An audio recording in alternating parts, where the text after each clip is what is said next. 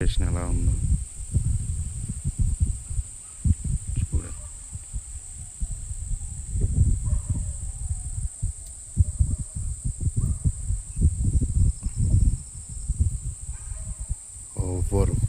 ఎవ్వరు లేదు, పక్కన చెట్లు మాత్రమే ఉన్నాయి.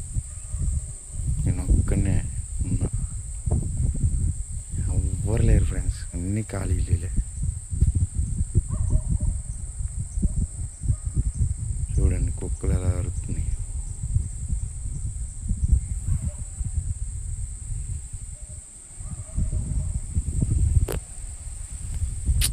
ఎవరు అనేది లేరు ఫ్రెండ్స్, నేను ఒక్కనే ఉన్నా ఫ్రెండ్స్.